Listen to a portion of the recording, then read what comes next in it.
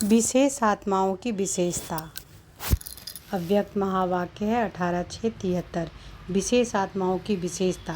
हर मुश्किल को सहज करने वाले, पहाड़ को राई बनाने वाले, असंभव को संभव बनाने वाले, सृष्टि के रचयिता, विश्व कल्याणकारी बाबा बोले। सभी इसमें अपने श्रेष्ठ स्वमान के सिंहासन पर स्थित हो हैं। सभी श्रेष्ठ स्वमान के सिंहासन पर स्थित हैं।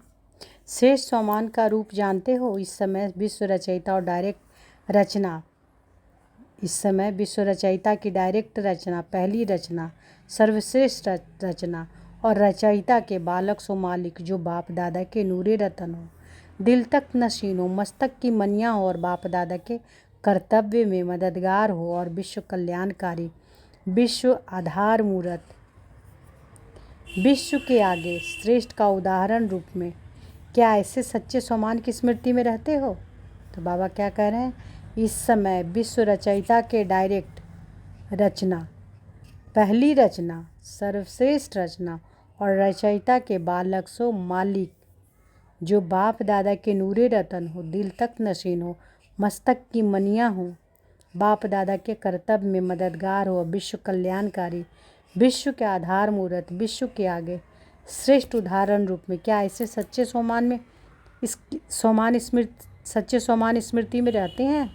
सदा स्वमान के सिंहासन पर स्थित रहते हो या सिंहासन पर टिक नहीं पाते हो?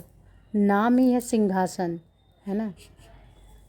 इसका अर्थ क्या हुआ? इस पर कौन स्थित हो जाता है? सर्वशक्ति संपन्न ही शासन पर अर्थात स्थिति में स्थित हो सकता है। सिंह अर्थात शेर या शेरनी, अगर सिंह नहीं बने तो आसन पर स्थित नहीं हो सकते। सिंहासन किसके लिए है? जो सर्वशक्तिवान की पहली रचना है। पहली रचना में रचयिता के समान सर्वशक्तियाँ स्वरूप में दिखाई देती है। पहली रचना की विशेषता जो इस समय है, क्या इसको जानते हैं? जानते हो? बाबा कहते हैं, जिस विशेषता के कारण विश्व रचयिता के भी मालिक बनते हो, बाप से भी विशेष पूज्य योग बनते हो। बाप भी ऐसी रचना का गुणगान करते हैं और वंदना करते हैं। वह कौन सी विशेषता है? बाप का गायन आत्माएं ही करती, लेकिन ऐसी सर्वश्रेष्ठ आत्माओं का गायन स्वयं सर्वशक्तिवान करते हैं, अर्थात परमात्मा द्वारा आत्माओं का गायन होता है। स्वयं बाप ऐसी आत्माओं का हर रोज़ बार बार स्मरण करते हैं। ऐसी विशेष आत्माओं की मुख्य विशेषता है जो ऐसे श्रेष्ठ बने हो। बाबा कहते हैं, अपनी इस विशेषता को जानते हो? बाबा पूछते हैं, जानते हो इस विशेषता को? अवश्य ही बाप से भी कोई विशेषता आपकी ज़्यादा है, उसको जानते हो? किस बात से बाप से भी आगे हो? वह विशेषता सुनाओ। बाप दादा से किस बात में आगे हो? बाबा पूछते हैं, बाप दादा से किस बात में आगे हो?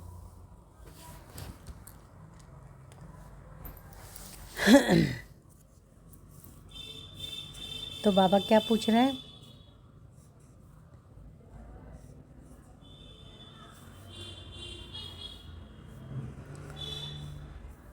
कि बाप दादा से किस बात में आगे हो? अष्टरत्नों में सिर्फ शक्तियाँ हैं, वह पांडव भी आ सकते हैं। जब भाई भाई हैं तो आत्मिक रूप की स्थिति में स्थित हुई आत्मा अष्टरत्न बन सकते हैं। इसमें शक्ति अथवा पांडवों की बात नहीं, अपितु आत्मिक स्थिति की बात है। दोनों आ सकते हैं। पांडवों की सीट भी 8 है। अच्छा, फर्स्ट विशेषता क्या हुई? जो आत्माओं को बाप का भी मालिक बनाती है, वो बाप से भी श्रेष्ठ बनाते हैं। वह विशेषता है बाप को प्रत्यक्ष करना, बाप के संबंध में समीप लाना, बाप की वारिस बनना। यह पहली रचना का कर्तव्य है। तो पहली रचना का क्या कर्तव्य है? बाप को प्रत्यक्ष करना, बाप के संबंध में समीप लाना, बाप के वारिस बनाना। यह आप पहली रचना का कर्तव्य है। बाप बच्चों द्वारा ही प्रत्यक्ष होते हैं। निराकार बाप और साकार ब्रह्मा बाप दोनों को अपने निश्चय, अपने ब्राह्मण जीवन के आधार से, अपने अनुभव के आधार से विश्व के आगे प्रख्यात किया, तब विशेष बनते हैं। तो बाप को प्रख्यात करने की विशेषता बच्चों की है। इसलिए बाप रिटर्न में विश्व के आगे स्वयं गुप्त रूप में रह शक्ति सेना व पांडव सेना को प्रख्यात करते हैं। तो यह विशेषता बच्चों की है, इसलिए बाप से भी ज़्यादा पूज्य बने हो। ऐसी अपनी विशेषता स्मृति में रह रहती है या भूल जाते हो, बाबा पूछते हैं। संगम युगी ब्राह्मणों की विशेषता सदा स्मृति स्वरूप की है। तो ब्राह्मणपन की विशेषता अनुभव करते हो, शूद्रपन अर्थात विस्मृत स्वरूप। ब्राह्मण बनकर भी फिर विस्मृति में आए तो शूद्र और ब्राह्मण में क्या अंतर ही क्या हुआ? मरजीवा जन्म की अलौकिकता क्या हुई? विस्मृत लौकिकता है, अर्थात वह इस लोक की रीति रस्म है। ब्राह्मण की रस्म सदा स्मृति स्वरूप। ब्राह्मण की रस्म क्या है? सदा स्मृति स्वरूप। कब भी अपने लौकिक कुल की रीति रस्म और मर्यादाओं को किसी को भूलती है क्या? ब्राह्मण कुल की रीति रस्म और मर्यादाएं ब्राह्मण ही भूल जाए, यह संभव आसान है क्या? ब्राह्मणों की रीति रस्म अलौकिक है। इस रीति रस्म में चलना साधारण और सहज बात है, क्योंकि जब मैं ही ब्राह्मण दूसरे कुल की रीति रस्म अपनाना मुश्किल हो जाती है। लेकिन यह तो आपकी तो बाबा क्या कह रहे हैं, सुनिए ध्यान से। बाबा कहते हैं कि ब्राह्मणों की रीति रस्म अलौकिक है। इस रीति रस्म में चलना साधारण और सहज बात है, क्योंकि जब हैं ही ब्राह्मण दूसरे कुल की रीति रस्म अपनाना मुश्किल हो जाती है। लेकिन यह तो आपके आदि की रीति रस्म है ना। बाबा कहते हैं नेचुरल जीवन की बात है, ब्राह्मण जन्म में के संस्कारों की बात है, इसमें मुश्किल क्या है? ब्राह्मण जीवन का संस्कार और स्वभाव कौन सा है? सर्व दिव्य गुणों की ब्राह्मणों का स्वभाव है। सबको जिसको दिव्य स्वभाव कहते हैं, सर्व दिव्य गुण ही ब्राह्मणों का स्वभाव है ना। सर्व दिव्य गुण ही ब्राह्मणों का स्वभाव है, जिसको दिव्य स्वभाव कहते हैं। तो दिव्य गुण ब्राह्मणों की स्वाभाविक चीज़ है, अर्थात ब्राह्मण जीवन का स्वभाव सर्व दिव्य गुण है। गंभीरता, रमणीकता, हर्षित मुक्ता, सहनशीलता, संतोष, यह ब्राह्मण जीवन का स्वभाव है और संस्कार है विश्व के सेवाधारी। जब ब्राह्मण जीवन का स्वभाव और संस्कार यही है, तो कोई भी गुण को धारण करना व सेवाधारी बनने के लिए स्वयं का अर्थात मैंपन का त्याग व निरंतर तपस्वी स्वरूप व स्मृति स्वरूप बनना सहज और साधारण बात हुई ना। अगर कोई भी जन्म का संस्कार होता है तो वह जन्म से स्वभाव होता है, उसको परिवर्तन करना मुश्किल होता है या चलना सहज होता है। जैसे आप लोग भी कमजोरी वश बहाना देते हो कि यह मेरा स्वभाव और संस्कार है, इसी प्रकार ब्राह्मण जीवन का जो आदि स्वभाव और संस्कार है, उसमें ब्राह्मणों का चलना सहज होगा या मुश्किल होगा? बाबा पूछते हैं, यदि कोई कहे कि इन दिव्य गुणों के संस्कारों के विपरीत कोई कार्य करो, तब यह ब्राह्मणों के लिए मुश्किल होना चाहिए। अभी प्रैक्टिकल में क्या है? शूद्रपन के संस्कार और स्वभाव नेचुरल रूप से हैं। यह ब्राह्मण के स्वभाव और संस्कार नेचुरल रूप में है?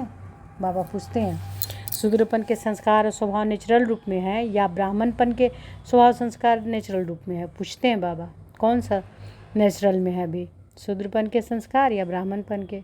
इसमें तो पुरुषार्थ करने की आवश्यकता नहीं, जबकि जीवन के निजी संस्कार हैं।